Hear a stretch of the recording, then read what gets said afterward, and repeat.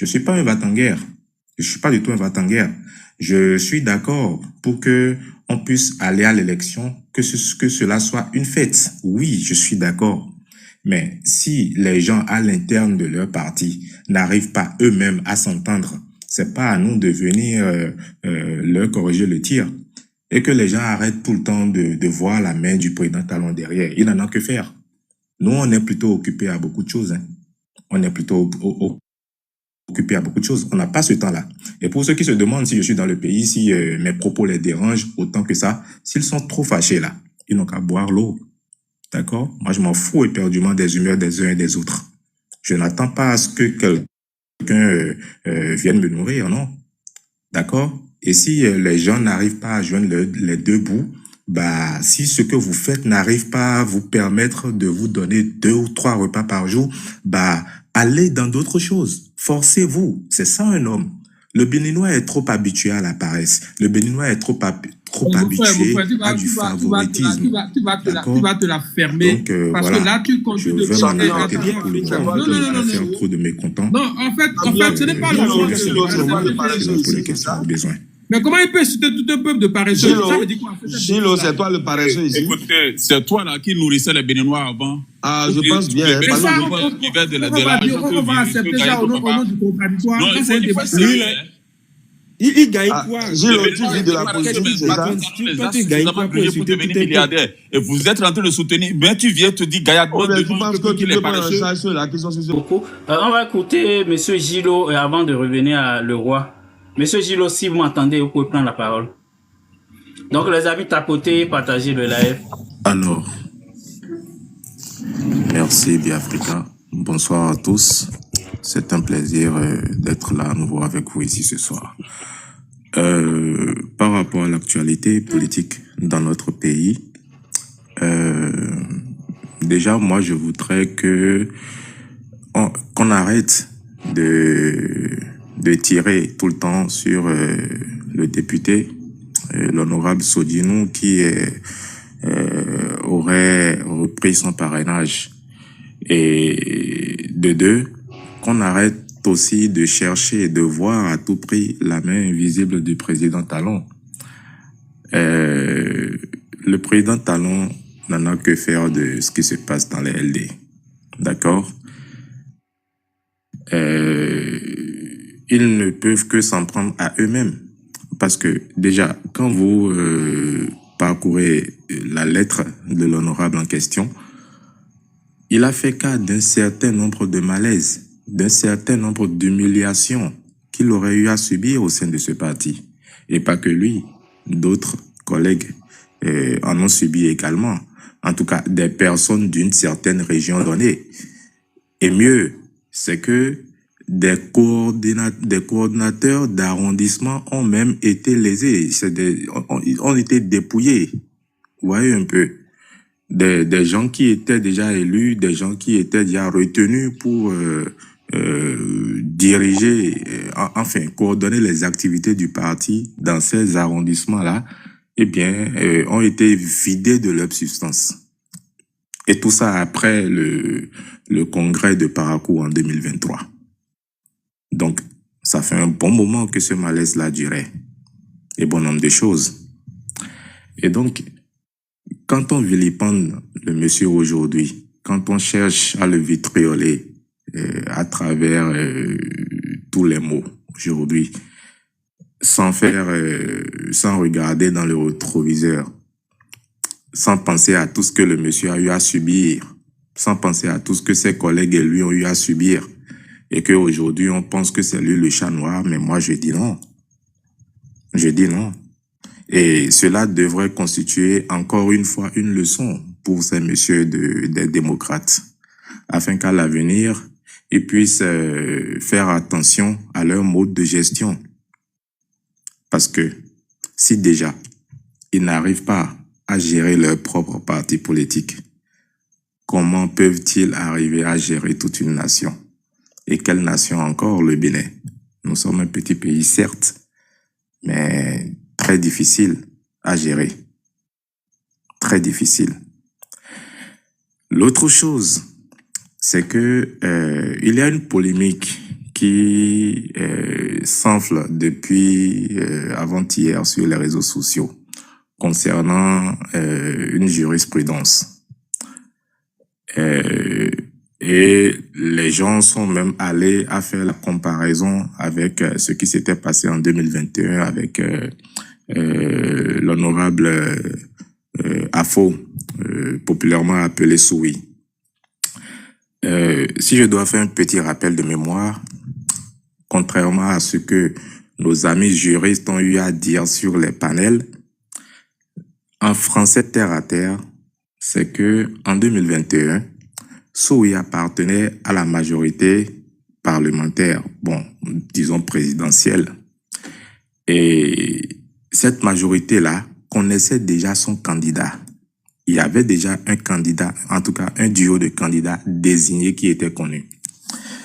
Et à partir de ce moment-là, son parrainage à lui était quand même réservé déjà d'office à la mouvance.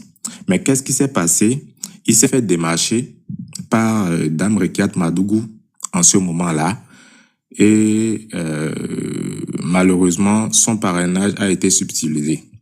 Les responsables du parti ont donc porté l'affaire devant les juridictions et le parti a eu raison de Soui. Et donc, là, il y a deux faits qu'il faut retenir. C'est que, dans un premier temps, Soui, qui appartenait à la majorité présidentielle, avait déjà un duo de candidats connus. Et donc, il n'y avait plus possibilité d'aller parrainer quelqu'un d'autre. Il n'y avait même pas cette possibilité-là. Aujourd'hui, nous ne sommes pas dans le même cas. Aujourd'hui, lorsque l'honorable Sodi nous faisait la demande du retrait de son parrainage au parti, c'est que le parti n'avait pas encore présenté leur duo candidat. Voyez-vous la différence? Voyez-vous la différence? Et donc, à partir de là, il avait toute l'attitude de retirer encore son parrainage. Mais ne pouvant jamais parrainer un autre candidat d'un autre parti. Soit il a deux possibilités. Soit il revient pour parrainer le duo candidat qui serait choisi, ou soit il s'abstenait carrément. C'est un peu la logique si on doit suivre l'esprit de la loi. D'accord? Mais je vois beaucoup de juristes depuis avant-hier dire partout qu'il y avait déjà jurisprudence et que d'office la Cour devrait donner raison au parti. Voyez un peu à travers mon explication la nuance qu'il y a. Et donc, pour ceux qui espèrent encore une décision favorable de la Cour, cessez de vous donner, je sais pas, cessez d'avoir cet espoir-là, parce que cet espoir n'a pas lieu d'être. Et quand je quitte là, pour finir, aujourd'hui, si les démocrates veulent concrètement... Je viens d'entendre mon nom. Parce qu'il est l'heure et que normalement, au niveau de la Sénat, ce n'est plus possible. Mais je pense qu'ils ont encore 8 jours parce que ça doit courir 11 jours selon les tests en vigueur. Il semble qu'il n'a pas le retour. Pour quand même... S'il n'a pas le retour, coupez-le. Il ne dit rien de bien. Comment il peut parler sans avoir le retour? Coupez-le. Coupez-le. S'il n'a pas le retour, coupez-le. Oui, allô? Comment? C'est quoi? C'est la radio? Oui, tu dis. Est-ce que tu m'entends? Est-ce que tu as le retour ou pas? Quand les gens parlent, tu entends ou pas? Ok, il semble qu'il ne nous entendait pas. Coupez-le. On n'est pas à la radio. Coupez-le. Oui, je vais le descendre. Il peut remonter comme ça. Peut-être il va mieux. Parce qu'il n'entendait pas les questions. Ok, monsieur le roi, vous pouvez prendre la parole d'abord. Bonsoir, Biafrica. Bonsoir, oui. Chers frères et sœurs sur le panel. Par rapport à la sortie du président Kémy Séba hier, moi, j'ai trouvé en lui un grand homme, un homme fort, un compatriote, un monsieur très sensible aux réalités. Je pensais que c'était seulement aux réalités des Africains qui peut-être ont soif d'être indépendants dans le vrai sens, mais je trouve que c'est un monsieur qui aime vraiment le Bénin. malgré qu'il n'est pas né au Bénin selon mes informations, c'est un monsieur qui aime beaucoup le Bénin parce que c'est un discours où je dirais c'est une sortie que j'attendais le moins de lui, venant de lui, quoi. Ça m'a beaucoup étonné et je tiens beaucoup à le remercier. Comme beaucoup de mes aînés et de mes prédécesseurs l'ont dit, moi, je trouve que ce qui s'est passé depuis ces 3-4 jours maintenant, c'est un truc qui est déjà monté, qui est déjà orchestré depuis fort longtemps. Parce que si les démocrates, avec ce qu'ils ont eu comme votants en 2023, ils devaient avoir des députés, c'est pas seulement 28 députés. Donc, Patrice Talon a pris le soin de bien faire le réglage avant de leur donner les 28 députés. Ce qu'ils auraient revendiqué pour avoir peut-être un 29e ou bien un 30e, pour être sûr que dans tous les cas de figure, ils ont une bonne assise. Mais ils ne l'ont pas fait parce qu'ils se faisaient trop confiance. Ils faisaient trop confiance au monsieur qui est en face d'eux. Alors que c'est un monsieur qui a pris la peine de marcher dans la politique béninoise depuis des années, et il les connaît bien. Il sait qu'ils ne vivent en politique au Bénin que seulement pour manger. Ils savent que les Béninois, nos leaders béninois, nos politiciens béninois, ils vivent de la politique comme d'un métier. Ils viennent en politique juste pour manger, pour survivre. Ceci étant, il a tout planifié. Et comme ils n'ont pas pu changer notre constitution, ok, le code électoral est là pour les pincer. Et ce que les démocrates ont fait, moi je le trouve tort aujourd'hui, et ils sont en train de frustrer le peuple béninois pour rien, c'est que dès que vous avez remarqué qu'il y avait des trucs, des lois chrysogènes dans ce code, ce qu'il fallait faire pour mettre la pression sur le gouvernement, c'était d'organiser déjà des mouvements de mécontentement, des marches pacifiques, pour aussi sensibiliser la population, leur dire, il s'est passé quelque chose à l'Assemblée. Comme on a refusé que la révision de la Constitution ne passe, maintenant, il y a un code électoral qui est venu et voilà ce qui est mis dedans. Et nous voulons, d'un commun accord, qu'on marche pacifiquement, puisque c'est un droit civique pour tout Béninois. Nous voulons marcher, nous voulons montrer au président qu'on n'est pas d'accord. Aujourd'hui, quand vous dites que les Béninois ne sont pas d'accord par rapport à ce que... Ils vous demandent souvent qui sont ces Béninois qui ne sont pas d'accord. Puisque personne ne s'est jamais prononcé. Il n'y a même pas eu un groupe de 10 personnes, 20 personnes qui s'est prononcé au Bénin par rapport à quoi que ce soit.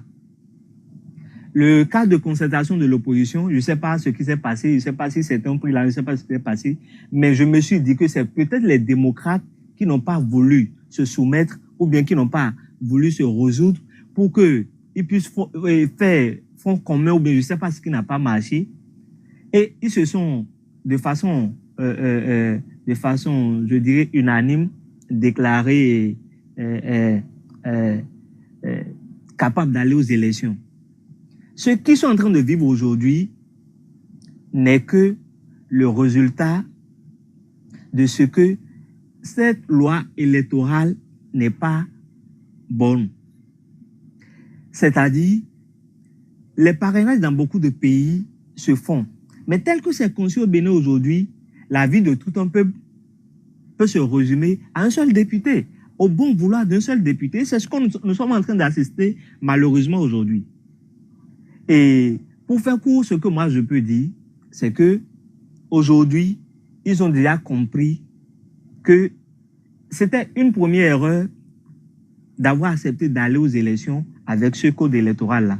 Maintenant, le code électoral a montré, je vais dire, ne serait-ce qu'un tout petit peu, ce qu'il a de dangereux.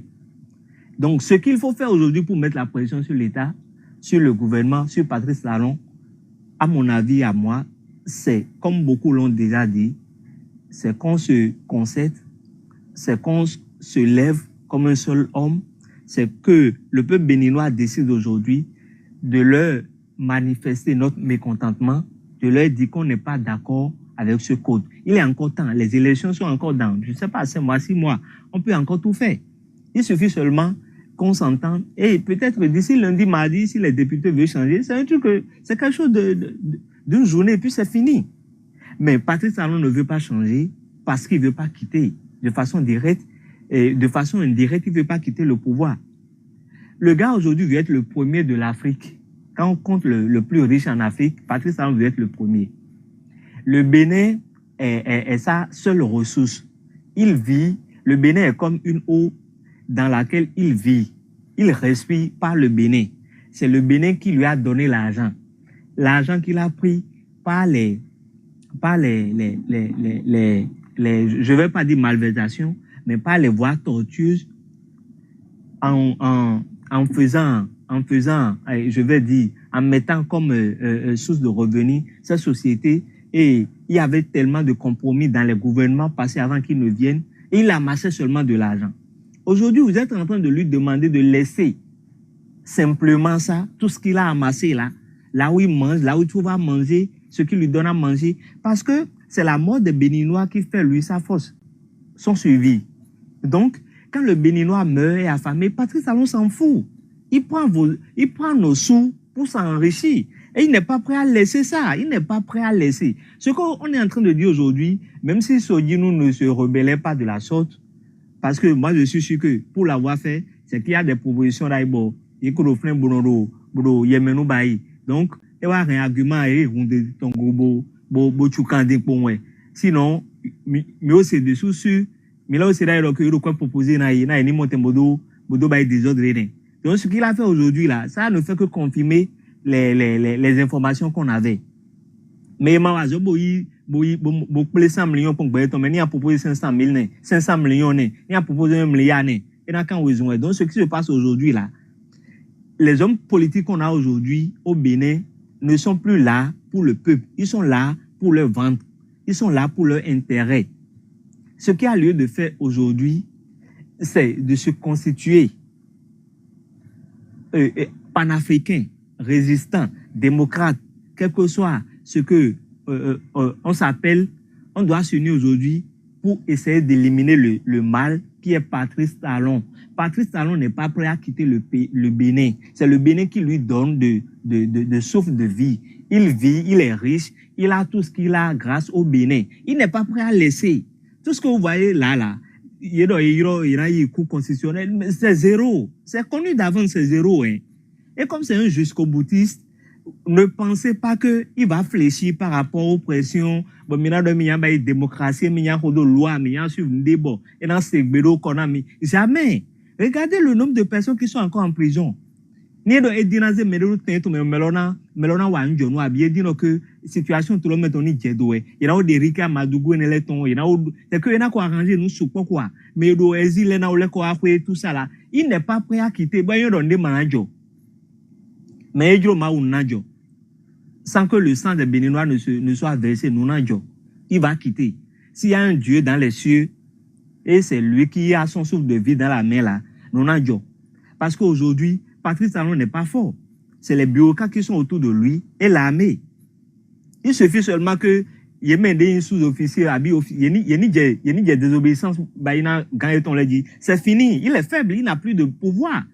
Il est aujourd'hui souverain grâce aux militaires, aux policiers, et c'est pas leur chef. C'est pas les petits policiers qu'on met sur. C'est pas eux. C'est leur leader. Donc, ni donc Michite Doegbe, moi ce que je trouve que les démocrates ont fait aujourd'hui, c'est d'oublier les voies de recours et tout ça là. Ça ne va pas marcher. Et maintenant prospérer à moi. C'est vrai que c'est français que français que interprétation est tombée dans la loi. Ça ne va pas marcher. Ok. Quoi que plan de non beru Bénin contre une na medino ni baïbo ni jodo na mille minutes nous. Quoi de non beru coton si niveau entrant les Atral, PVI, ni John le bido patana mileboyi, il n'est pas prêt à le faire. Il n'est pas prêt à le faire. Lui, il a un intérêt qu'il défend. qu'il n'est pas prêt à laisser. Mais nous, on a le Bénin qui est à nous, qu'on doit lui arracher.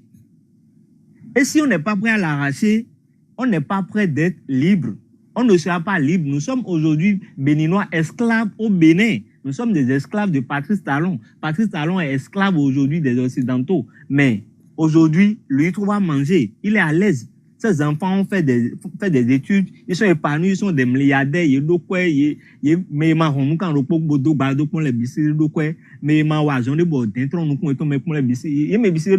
donc, ce qu'il a amassé autour de lui aujourd'hui, il a fait d'eux des riches. Et ils sont là à le supporter parce que il est sous mon douba. Maintenant, mon président de l'Assemblée d'Owaï, dans un passé récent, ils ont failli perdre leur job. Donc, Assemblée de Ward de Flin, mais ils t'ont vu là où ils reconnaissent le même t'ont vu là, ils ont mis. Mais il y a de quoi sur le même là, ils ont fait. Donc, il y a que, il y a un coup d'état, mais là, il n'a pas de job, émiton. Donc, classe politique est là souvent. Après, on aurait fini avec tout ceci là. Classe politique, mettons, les papas, il y a même bien des temps, tout le monde, quoi. Parce que il y a plein de gens qui ont des mais bison tout le monde bon tout le monde des jeunes des do idées des do esprit ouvert les si bon il y a déjà Bénin na dio nous point béninois na voloto et tomé béninois dem lo baye exil d'aller dem lo baye immigration béninois bidja bejaji. Et on est en train de parler aujourd'hui, les gens pensent que Patrice Talon, il n'est pas prêt à laisser. Il a beaucoup à faire qu'à vous laisser le Bénin. Il ne peut pas le faire. En l'état, avec les tueries, les morts, les exilés, les emprisonnés et tout là, il n'est pas prêt à laisser. Quoi ton plan de l'école à Bénin, comme en point bon, Bénin y a quoi, mieux quoi ton plan de Bénin. Buena John les durant mi bouilli. Et ma gaï, et ma dinaï. Ni mimanya, ni ma fontité magaï. Donc, Béafrica, merci beaucoup de m'avoir accordé l'attention. Merci à tout le panel. Je vous remercie.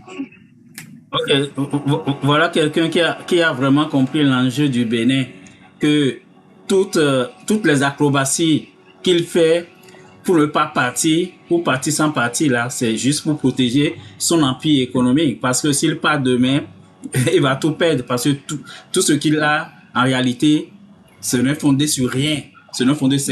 Tout ce qu'il a, c'est avant tout le bien du pays qui s'est accaparé, il s'est construit sur ça. Donc, Monsieur le roi a vraiment bien situé le problème par rapport à la réalité du pays aujourd'hui. Donc, ceux qui pensent qu'il va partir, il n'ira nulle part. Wadaï aussi, il est sur des œufs pourris. J'espère qu'il le sait. Il est sur les yeux pourris. Talon ne va nulle part. Il ne va pas quitter le pouvoir en 2026. Il n'ira nulle part. Voici, il va aller. Il n'a rien créé. Il n'a pas créé d'entreprise. Il n'a rien créé. Tout ce qu'il a, c'est les choses qui appartiennent à d'autres Béninois ou bien qui appartiennent à l'État avant lui. Donc, ne rêvez pas trop. Ok, qui n'a pas pris la parole? Tout le monde a pris. Ok. Vivre en Dieu. Oui, bonsoir à tout le panel. Bonsoir, oui. Concernant la sortie de KS, moi, vraiment, je félicite Kem Seba pour sa sortie. J'ai constaté qu'il a pris de recul, il a essayé de rester à l'écart, il a bien observé, il a analysé et il a tiré les conclusions. Il a vu que certaines personnes, malgré que les démocrates, ils n'ont pas d'avis, ils ne partagent pas leur politique, malgré son souhait qui a été étouffé dans l'œuf, il a compris qu'il y a quelque chose qui se passe. Il a compris que certains parmi les démocrates sont honnêtes. Ils sont prêts pour pouvoir faire partie de l'autre. Il a tout expliqué. Il a été honnête. Il a discerné la situation politique du Bénin. Moi, je le salue pour ça.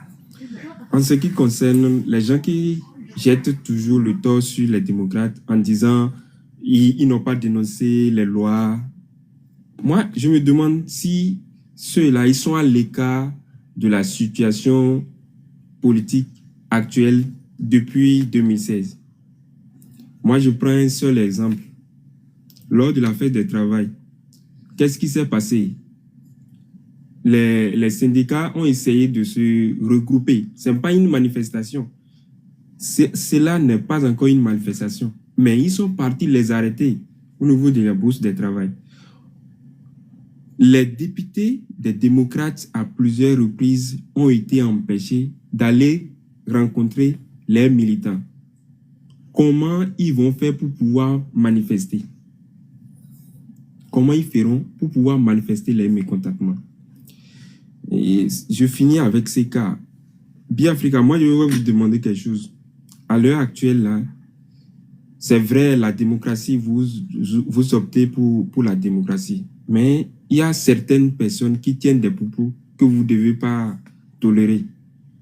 Franchement, avec la situation actuelle au pays, je me demande comment Gilo a le cœur de venir sur ce panel et raconter tout ce qu'il est en train de raconter. Je me demande si réellement ceux qui arrivent à accepter à ce que les démocrates soient éliminés, soient éjectés du processus électoral, vivent dans le pays, s'ils ont de la famille dans le pays. Quand nous prenons la situation à l'heure actuelle, c'est tout le peuple béninois, le regard de tout le peuple s'est tourné vers les démocrates. Cela prouve qu'il y a une malaise. Cela prouve que le peuple est prêt à un changement. Si le régime que vous défendez a bien fait les choses, pourquoi empêcher les autres d'aller aux élections? Si réellement le régime de la rupture a travaillé pour le peuple béninois, moi je me demande pourquoi on empêche les autres d'aller aux élections. Il faut les laisser, ils vont compétir. Si vous avez réellement travaillé, les urnes vont le prouver. Franchement, Biafrika, s'il vous plaît, allez à Dieu, parce que à travers ces propos, ça remonte encore plus le couteau dans la plaie. Vous avez vu à travers les commentaires, beaucoup de personnes ne sont pas d'accord à travers ce qu'il est en train de dire, ce qu'il est en train de sortir pour pouvoir défendre Sodinou. Sodinou, c'est la population qui l'a envoyé à l'hémicycle. Et la population qui l'a envoyé à l'hémicycle l'a élu sur une liste. Ils ne l'ont pas élu pour qu'il puisse utiliser son parrainage à l'encontre de son parti. Cela suppose qu'il y a anguille sur roche. Moi, je ne dis pas qu'il n'a pas fait ça de façon volontaire. Je ne dis pas qu'il y a quelqu'un aussi qui est dans l'ombre, qui est en train de faire. Mais à analyser, quand on analyse la situation actuelle, on voit qu'à travers sa lettre, ce n'est pas les mésententes dans le groupe. C'est juste, il veut utiliser l'image de Eric Ndete pour pouvoir se justifier, se dédouaner. Il a été tout simplement, c'est l'ingratitude envers le parti et franchement, l'ingratitude envers sa base politique, envers la population, envers sa région, envers tout le peuple béninois. J'ai vu une vidéo, je ne sais pas si c'est réel. J'ai vu qu'il y a une forte mobilisation devant la Sénat. Je ne sais pas si certains aussi sont tombés sur la vidéo aujourd'hui. Je dois m'en arrêter là. Mais s'il vous plaît, veuillez bien canaliser les propos de chacun dans le groupe pour que ça puisse au moins apaiser le peuple béninois.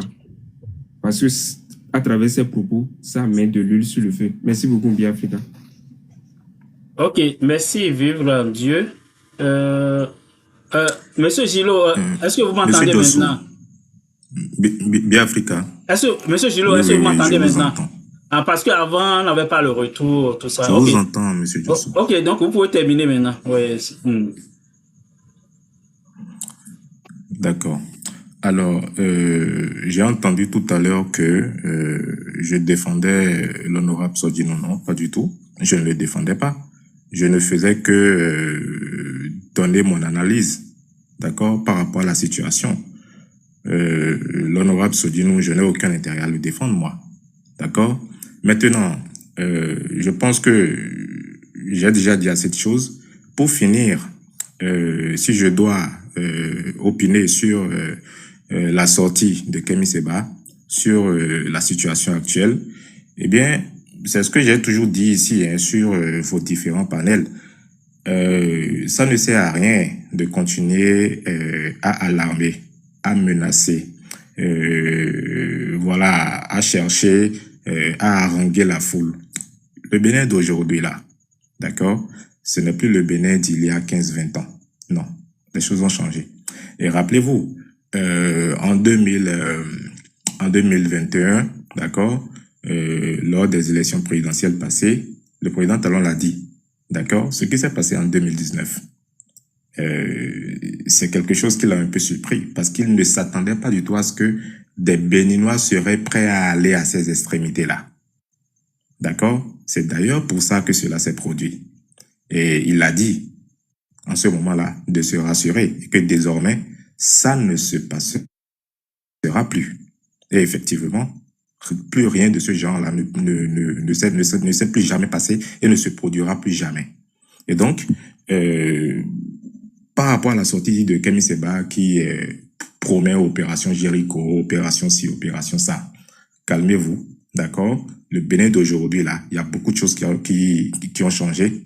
Nous avons un service de renseignement bien en place, bien huilé, et donc on les attend de pied ferme. Je suis pas un va-t-en-guerre. Je suis pas du tout un va-t-en-guerre. Je suis d'accord pour que on puisse aller à l'élection, que cela soit une fête. Oui, je suis d'accord.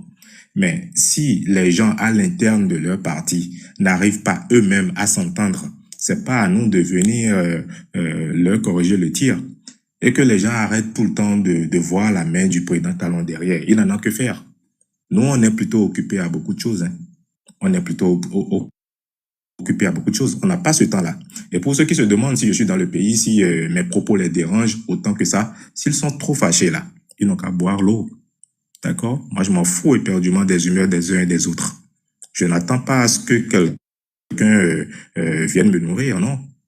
D'accord? Et si les gens n'arrivent pas à joindre les deux bouts, bah, si ce que vous faites n'arrive pas à vous permettre de vous donner 2 ou 3 repas par jour, bah, allez dans d'autres choses. Forcez-vous. C'est ça un homme. Le Béninois est trop habitué à la paresse. Le Béninois est trop habitué à du favoritisme. Tu vas te la fermer. Donc, parce voilà. que là, tu continues de changer. Non, Trop de mécontents. Non, en fait, ce n'est pas le besoin. Mais comment il peut citer tout un peuple de paresseux? Ça veut dire quoi? Chilo, c'est toi le paresseux ici. Écoutez, c'est toi là qui nourrissait les Béninois avant. Ah, je pense bien. Mais ça, on va accepter ça au nom du contradictoire. Non, Ça, c'est un débat. Il gagne quoi? Chilo, tu vis de la position, c'est ça? Tu gagnes quoi pour insulter tout milliardaire? Et vous êtes en train de soutenir. Mais tu viens te dire gaillardement tu penses que tu peux prendre en charge ceux-là qui sont sur ce panel ici? Tu penses que tu vis mieux que ceux qui sont sur ce panel ici? Non, on vit de ta famille, toi. On vit de ta famille, de ce que ta famille produit. Mais il est habitué à la paresse. Tu n'as pas réalisé. Alors qui n'est même pas rassasié plus que ceux qui sont sur ce panel. Toi, tu as quoi? Il a quoi? Tu as quoi? Tu fais quoi de ta vie même pour trouver que les gens sont paresseux? Tu penses que ce que nous faisons ici, c'est pour notre ventre que nous faisons ça ici? Ok, les amis. Quand vous aurez les amis, fini, on va avancer. Monsieur Giro, j'espère que Cathy est aussi mêlée pour la roue. On n'a pas besoin de... Ok, oui, on va écouter Monsieur Amand d'abord. Monsieur Amand, allez-y. Dis Africa, bonsoir. Bonsoir, oui. Je salue tout le monde, je salue tout le monde, tous ceux qui sont sur ce panel, bien sûr. Le sujet, c'est Kémy Séba rompt le silence, n'est-ce pas? Oui, on parle en gros de toute la situation autour des démocrates et je pense que c'est dans ce cadre que Kémy Séba a pris aussi la parole. Ah oui, merci beaucoup. Vous savez, vous connaissez un peu moi ma position sur le leader Kémy Séba. J'avais toujours répété sur mes panels à travers mes interventions que Kémy Séba, bien étant une figure emblématique de la lutte panafricaine, bien sûr, de la défense des peuples noirs, de la race noire, a choisi d'être politique au Bénin. Dans cette intervention politique, on a su très tôt qu'il est de l'opposition. Ok, en tant qu'opposant, c'est normal qu'il soutienne, ne serait-ce que à 50 ou 70% près le parti Les Démocrates, parce que d'ailleurs c'est le seul parti politique de la classe politique béninoise aujourd'hui qui est vraiment du côté de l'opposition. Sinon nous avons vu FCBE qui se réclamait opposant